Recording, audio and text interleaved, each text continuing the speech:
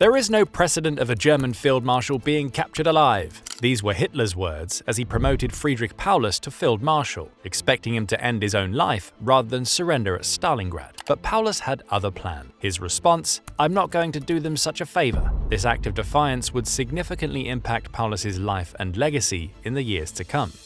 Friedrich Paulus joined the German Imperial Army in 1910, rising through the ranks to become Chief of Staff of the German Sixth Army by the outbreak of World War II. In November 1941, Field Marshal Walter von Reichenau, commander of the German Sixth Army and patron of Paulus, was promoted to command the entire Army Group South. Subsequently, Paulus, who had only ever commanded a unit as large as a battalion, was promoted to General der Panzertruppe and appointed to command the Sixth Army. Paulus assumed his new role on January 20, 1942, just 3 days after Reichenau's unexpected death, leaving him without mentorship and support of his more experienced benefactor. This crucial promotion placed Paulus at the forefront of Germany's Eastern campaign against the Soviet Union. As he took command, Paulus was thrust into the heart of Germany's Eastern offensive, tasked with capturing Stalingrad, a city whose strategic and symbolic value made it a primary target for Hitler. Situated on the western bank of the Volga River, it served as a vital industrial center and transportation hub. For Hitler, capturing the city named after Stalin would secure Germany's southern flank and deal a devastating psychological blow to the Soviet Union and to Stalin himself.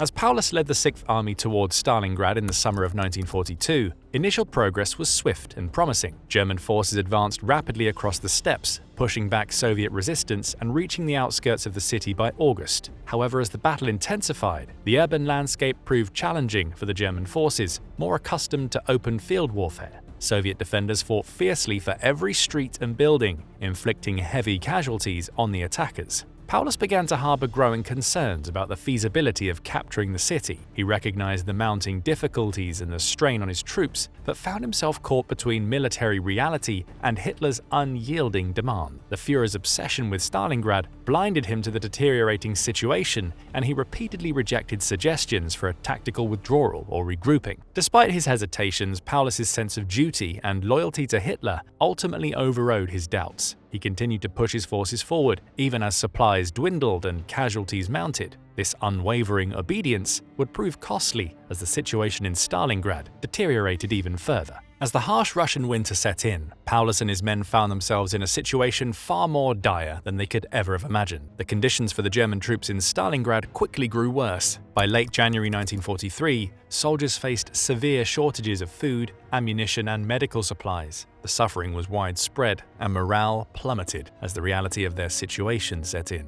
On January 25, 1943, Soviet forces overran the last remaining airstrip, eliminating the final lifeline for supplies and dashing any remaining hopes of relief. Despite the rapidly worsening situation, Hitler remained steadfast in his refusal to allow Paulus to attempt a breakout. Even as Paulus reported that his men were without ammunition and food, Hitler insisted that they hold on to Stalingrad to the last man. The Führer believed that every day the Sixth Army held out helped the overall front, seemingly oblivious to the human cost of his orders. On January 30, 1943, Hitler promoted Paulus to the rank of Field Marshal. This promotion carried significant cultural expectations with the German military tradition. No German Field Marshal ever surrendered before. By elevating Paulus to this prestigious rank, Hitler aimed to make the prospect of surrender unthinkable. However, Paulus made a decision that would both shock Hitler and the Soviets. On January 31, 1943, he chose to surrender, breaking with long-standing German military tradition. When questioned by the Soviets, Paulus asserted that he had not surrendered voluntarily. He insisted that he had been caught off guard and denied being the commander of the last northern pocket in Stalingrad. He also refused to issue a surrender order under his name for those forces. In the immediate aftermath of the surrender, Paulus and his staff were taken prisoner by the Soviets. The remaining troops of the Sixth Army capitulated on February 2, 1943. Hitler's reaction to Paulus's surrender was one of uncontrolled rage, and he confided that Paulus could have freed himself from all sorrow and ascended into eternity and national immortality, but he prefers to go to Moscow. He vowed never to appoint another field marshal again, though he would later break his promise. Paulus's surrender marked the beginning of an unexpected journey. As a high-ranking prisoner of war, he received treatment far different from ordinary soldiers. The The Soviet authorities housed him in a comfortable facility near Moscow, providing amenities that contrasted sharp, typical POW conditions. The Soviets embarked on a calculated effort to reshape Paulus's beliefs and loyalties. Through interrogations and re-education sessions, they presented evidence of Nazi atrocities, including the Holocaust. Simultaneously, world events further influenced his perspective. At first, Paulus refused to collaborate with the Soviets, but the failed assassination attempt on Hitler in July 1944 proved particularly significant, shattering any remaining illusions Paulus harbored about Hitler's leadership. Gradually, Paulus began to distance himself from Nazi ideology. His transformation accelerated as he was exposed to more information about Nazi crimes and the realities of the war. He became a vocal critic of the Nazi regime and joined the Soviet-sponsored National Committee for a Free Germany, which urged Germans to surrender. As Paulus grappled with these new realities, his writings during captivity revealed a man coming to terms with the horror of his past actions and the flaws in the regime he had served. In one notable instance, he criticized Colonel General Franz Halder's portrayal of Hitler as solely responsible for Germany's defeat, arguing that the might of the Soviet Union was a significant factor Halder had overlooked. As the war came to an end, Paulus's transformation from German field marshal to anti-fascist advocate was complete. He participated in anti-Nazi propaganda efforts, including broadcasts on Free Germany radio. In one such broadcast, he declared, "For Germany, the war is lost. This is the position in which the country has found itself as a result of the Führer's leadership. Germany must renounce him." The Soviet authorities, recognizing Paulus's symbolic value, increased his exposure to Soviet society. They took him on tours showcasing the USSR's post-war reconstruction efforts, presenting a stark contrast to the Nazi propaganda he had previously believed. These experiences further solidified his newfound anti-fascist stance. Paulus's journey from the battlefields of Stalingrad to his captivity had fundamentally reshaped his view of the world. As the world sought to come to terms with the aftermath of the war, Paulus would play an unexpected role in the pursuit of justice and accountability. After the war, Paulus played a significant role at the Nuremberg trials. As a former field marshal, his testimony carried substantial weight in the prosecution of high-ranking Nazi officials. Paulus provided critical evidence against General Alfred Jodl and Field Marshal Wilhelm Keitel, contributing to their convictions and eventual executions. His statements shed light on the strategic blunders and unrealistic expectations set by Hitler and his inner circle, openly criticizing the leadership's decisions that led to catastrophic losses for the German military, particularly at Stalingrad.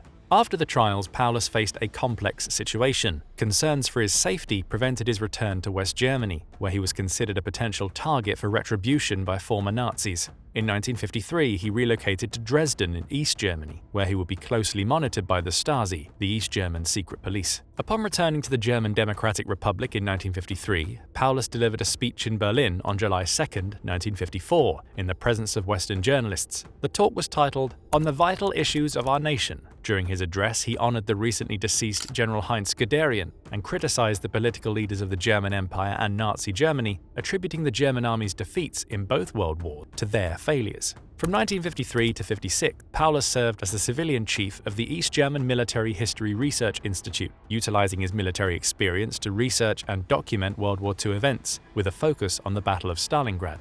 Paulus's presence in East Germany and his work sparked controversy on both sides of the divided nation. The East German authorities used him as a symbol of repentance and change, showcasing a former German field marshal who had embraced anti-fascist ideals. However, many in West Germany viewed Paulus as a traitor for his collaboration with the Soviets and his testimony against former comrades. This contrast highlighted the complex nature of post-war reconciliation and the challenges faced by those who changed sides.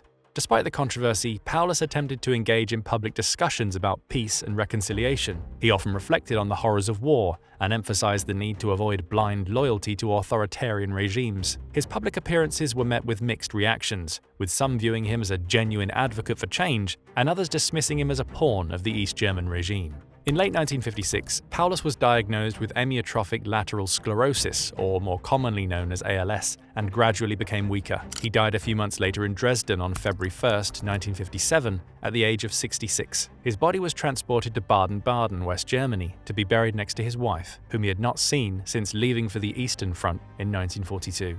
Paulus's transformation from German field marshal to anti-fascist advocate unfolded gradually after his capture at Stalingrad. His experiences as a Soviet prisoner, exposure to Nazi atrocities, and participation in the Nuremberg trials all but contributed to his significant shift in ideology. But by the time he settled in East Germany, Paulus had fully embraced his role as a critic of the regime he had once served. Paulus's journey from the battlefields of Stalingrad to his final years in Dresden highlights the complexities of personal transformation after war. His story raises important questions about loyalty, ideology, and the possibility of redemption for those who once held high ranks in a brutal regime. The implications of Paulus's shift extend beyond his individual story, raising questions about responsibility and redemption regarding war crimes. Can those who served oppressive regimes genuinely change?